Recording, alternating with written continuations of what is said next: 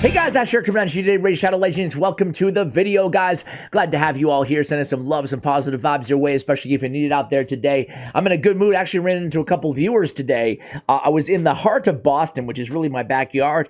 But you know what the thing is, guys? I took my son on a duck boat tour. I don't know if any of you guys are familiar with those amphibious vehicles. They can go on land and sea. He got to drive it. It was really cool. But for me, I'm a big history buff. I can't get enough of history. Basically, so many different, I'm not going to bore you with everything I'm interested in, but suffice it to say, and you probably can relate to this, maybe not, but we tend to ignore, in terms of history, we tend to ignore sometimes what's closest to us. Proximity bias, reverse proximity bias. And I always enjoy, I would say, especially if you're living near a big city or in a big city, I would encourage everybody to go out there and take a tour. Take a tour of the city that you live in, like a history tour. The whole point was getting away from history class. Anyway, guys, today I want to talk about something. Everybody's making videos on the Mythical Fusion, right? Now, this Mythical Fusion, what do you guys think of her? The spider? She doesn't have her spider on the screen, though, huh? I guess it only comes to action when she actually... Oh, let me switch. She's an itty bitty spider. There it is. And a strange jacket round her waist. But we're not here to talk about her today. Am I a joke to you? As part of this fusion, now we can get our hands on 2 legendaries as well. So maybe you've decided, you know what? I'm not going to go for this fusion. It's too tough, or I don't have any of these champions. Maybe I have a couple. I wanted to actually shine a light on a legendary that's part of this fusion, right? And it's Keeyra the Watcher. Now, some of you who watch all of my content, the 2 of you out there, Hey, look, small crowd, but they're very, very lively. you'll know that I actually pulled her and I built her in a building 5 random legendaries. Yeah, building 5 random legendary champion. It was her, it was Killian the Lucky, it was, am I gonna remember anybody else from that video? Well, you can check it out. I'll link it to you guys in the description below. But she was actually a nice bright spot of that video, right? She was really cool. Jag Bonespaw was another one of them. But she was really cool. And you can get your hands on her for 4 kind of mediocre epics, you know? So I would encourage, if you're not going to go for Lady Mikage, or maybe, you know, maybe you just really need her type of kit, I would encourage you guys to consider her. She is the highlight by far of the non-mythical here part of this fusion. She's the best.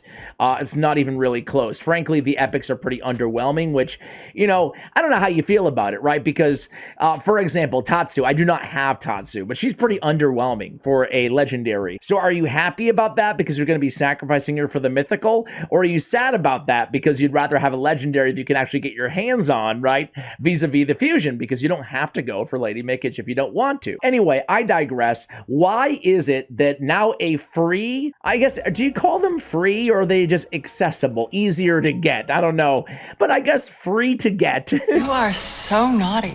Keeyra the Watcher for everybody legendary wise. Really robust kit. She's really, you know, the spirit version of a champion. Before we review her real quickly, she's a spirit version of a tyrant, right?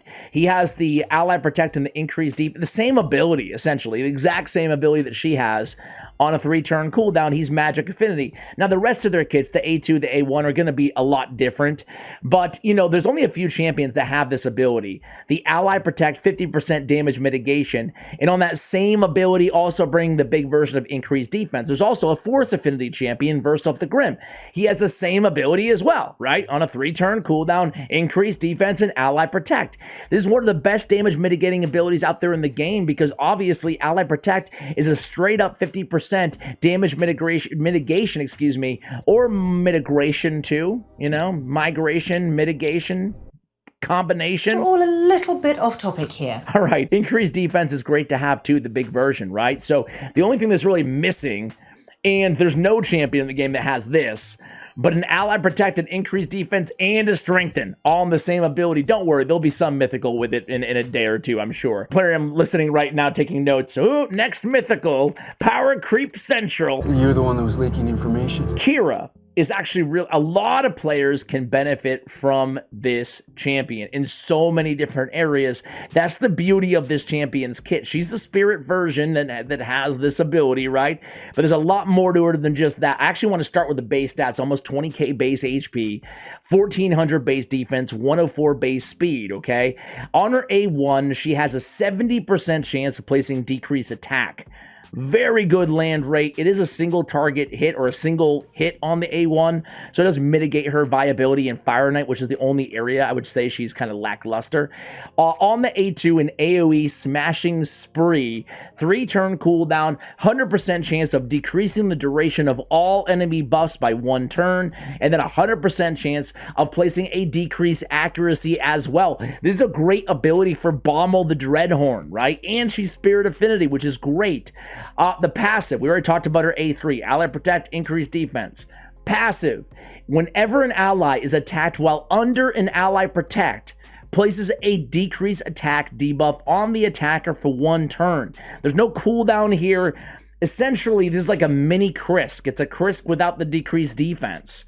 Kinda, sorta. You know, it's actually a better land percentage because it's all the allies under the Ally Protect, not just one champion. But then again, you can make the argument he has Provoke and he gets attacked a lot and blah, blah, blah. But I digress. It's a great passive. Think about when you combine everything here, specifically when you combine the A1, the passive. She's one of the best decreased attack champions in the game when you combine the passive with the A1.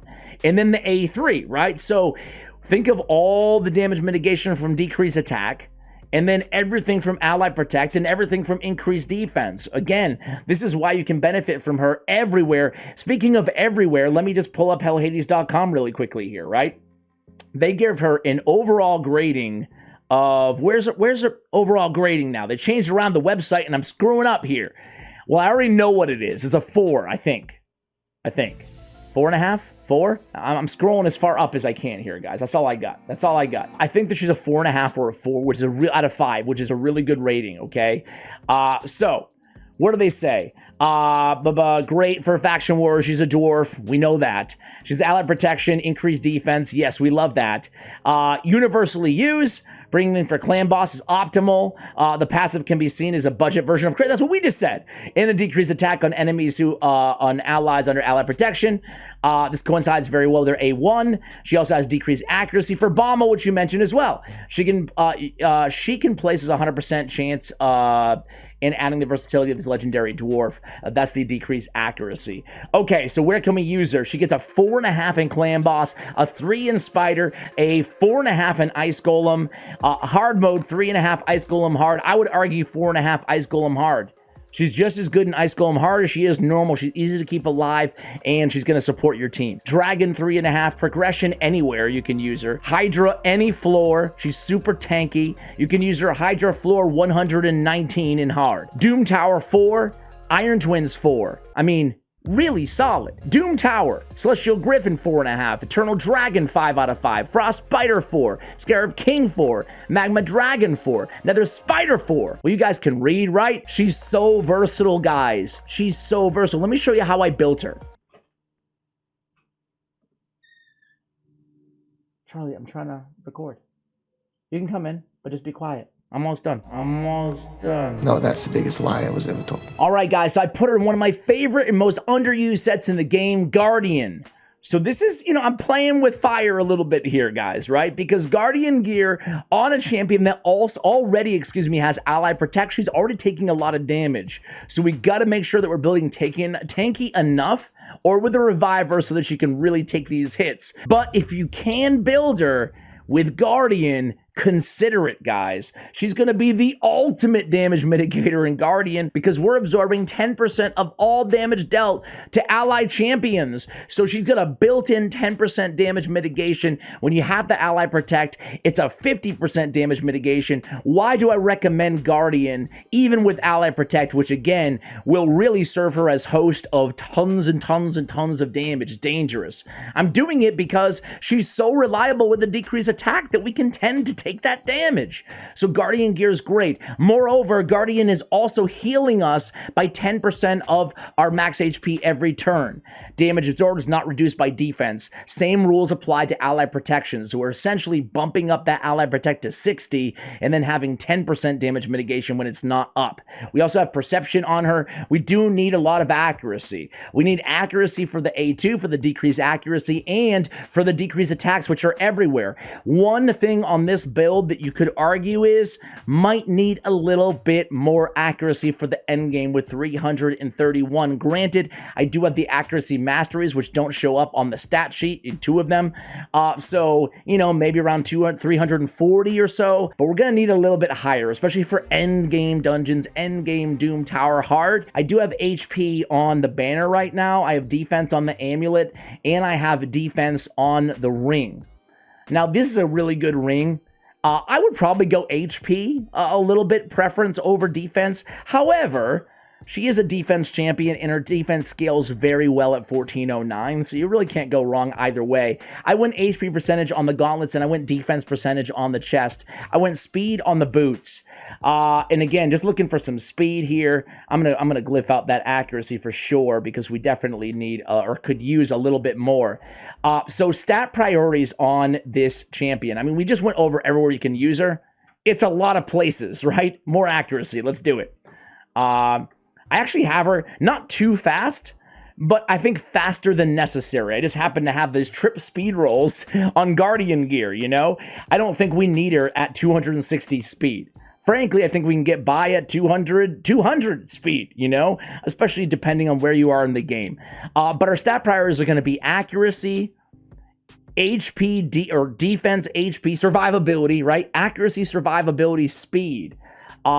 She's fairly easy to build. You could definitely make the case in building some resistance on this champion as well.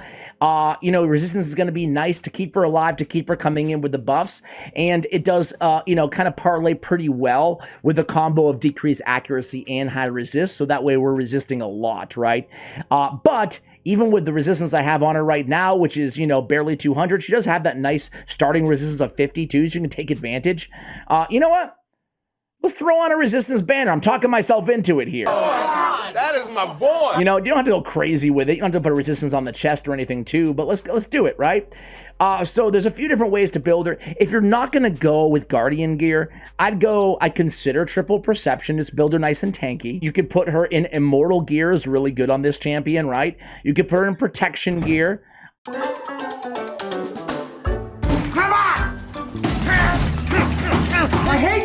I think that would be the way that I would go. Stone Skin and Bolster are totally fine too. So let's go ahead with, what am I doing? Oh yeah, resistance. I'm making the swap.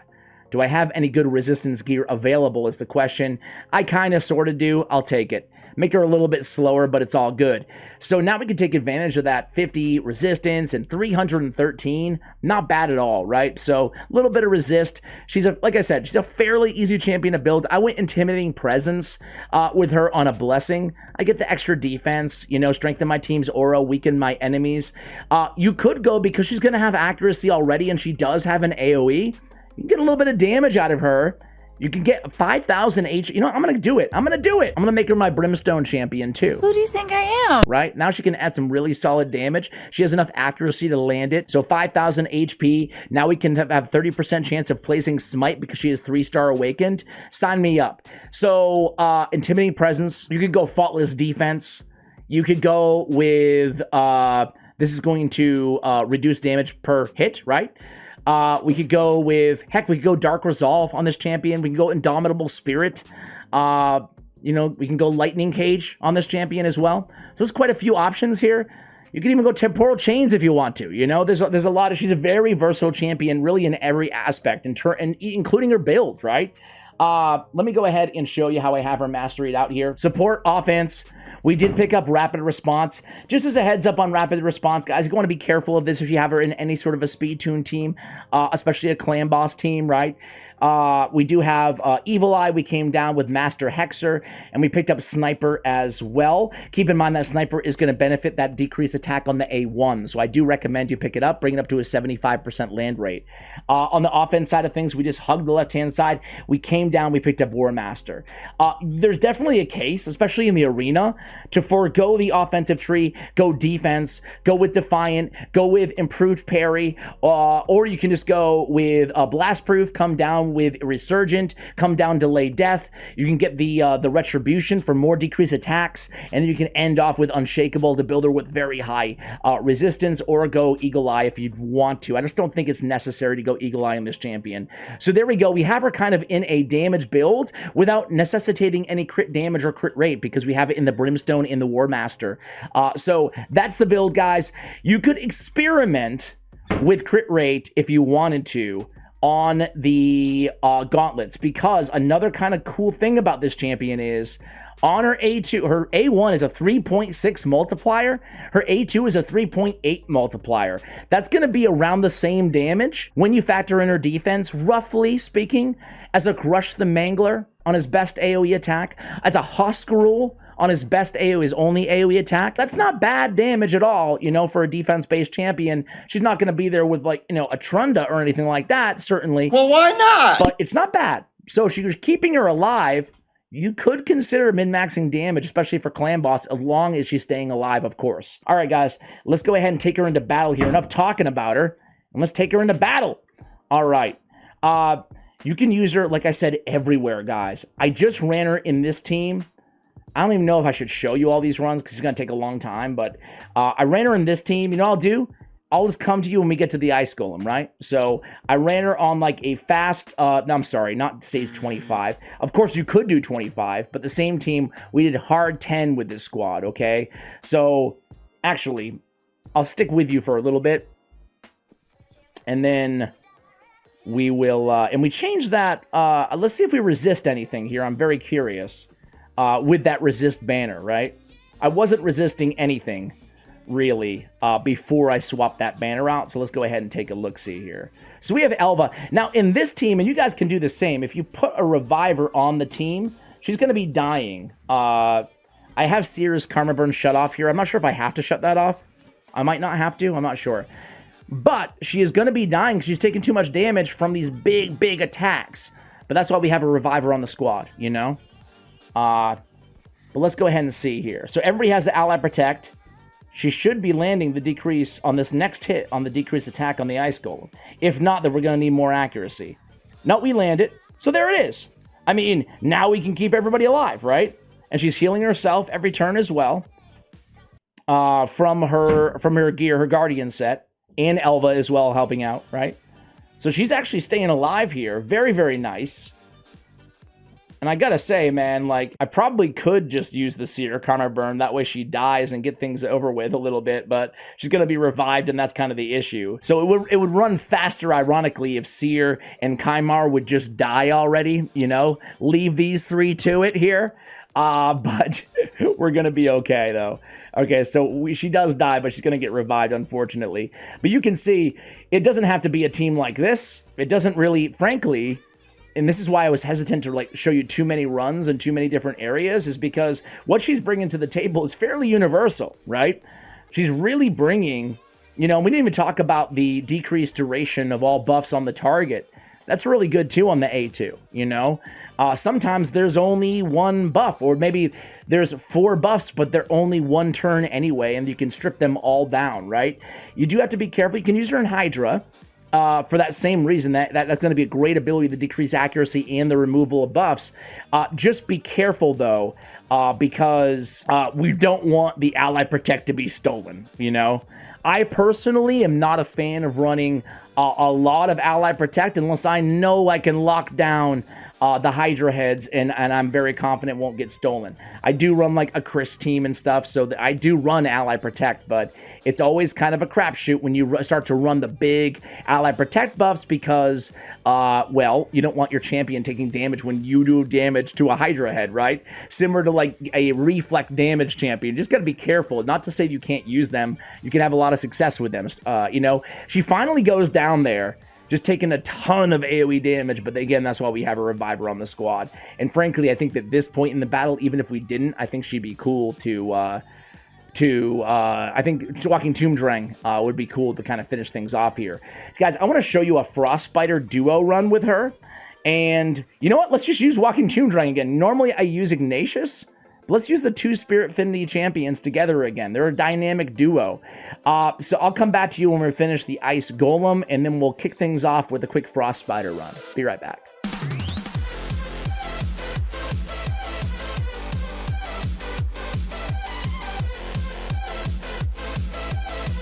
All right, guys, not too bad. She almost put out 1 million damage there with the Brimstone and the Warmaster. As I mentioned, you know, it's not bad because you compare her to another, she would be around Elva, basically. Maybe a little bit more with the AoE, but she'd be around like 200, 300,000 damage without both of those, you know, parts of her kit there. So she's definitely adding a little bit there as well.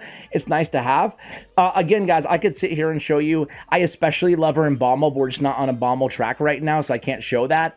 But a great decreased accuracy who brings a lot of buffs, a lot of, you know, useful buffs as well. I'm going to show you the final stage of Frost Spider and Doom Tower Hard right now. I just assembled the team, the squad. It's her and Walking Tomb Dragon. Now, it's impressive that she can keep Walking Tomb Dragon alive at the Frost Spider, but I think it's probably more impressive that she can keep this dude alive throughout all of these waves as well, right? Because, well, they hit kind of hard, and they're very tanky too. It's weird. You guys know how it is in Doom Tower, right? Some of these waves, they're like super easy, you know, on some bosses. And then some bosses just randomly have very challenging, very difficult waves. You don't know what you're gonna get, or I guess we do know now, but it's kind of weird how just some of them like are, you know, you could have a rare just wipe them all out, and some of them like this one, it just takes a little bit longer. But you can see she's placing the Brimstone, helping out with the damage. She's obviously keeping Walking Tomb alive. Walking Tomb Dragon's great too because he has a great heal on his A3. That guy's, man, come on, dude, he's insane. That champion. All right, so here we go. Oh man, Torments. All right, I'll be right back at the Frost Spider. You guys get the point. We're gonna melt through the second wave just like we did this one. All right, guys, here we go at the Frost Spider. Let's do it. So we're not resisting right now. So I'd rather have her resist these debuffs for Frost Spider. So again, in this content, you could definitely make the case we should go with the tier 6 resistance on defense tree, or just add in, you know what? I'm glad that you guys, the true OGs, watch until the end of the video. You guys get the bonus tip. Hey, come on, man. It's just me and you now. I actually think that Righteous gear is great on her as well. You know, I was remiss in not mentioning that earlier. I try to stay away as much as I can from Righteous and Bolster just because it's kind of tough to get. I don't know, if anybody out there is free to play, like 100% free to play, let me know. Let me know if you have any good Righteous and or Bolster gear, because I don't know, I'm not free to play, clearly, and I'm not sure how accessible it is here after, you know, a year or a few months or whatever it's been, depending on the set in the Forge. But you guys can see, like, very easy to keep this squad alive. She's soaking up the damage, she's healing himself, and he's healing her too, which is great. I didn't see the ratings on her. Did I even read the ratings on her for kind of the newer dungeons? Let me see. She gets a Iron Twins. That's what I was going to mention. So Iron Twins, I call it a newer dungeon. Iron Twins is like super old. Really not going to see a lot of use in Sand Devil or Shogun, but they give her a 4.5 in Iron Twins. Definitely very capable there as well. All right, man. Oh, there it is. Boom. Hey, new best time. Keeyra just putting in some work there and helping out a little bit in the damage too, guys. Listen, she's definitely a champion worth using if you're in progression in this game. You can even use her in, you know, well into the end game as a support champion like this as well, especially if you need this sort of skill set. Guys, thank you so much for watching, and as always, take care, guys.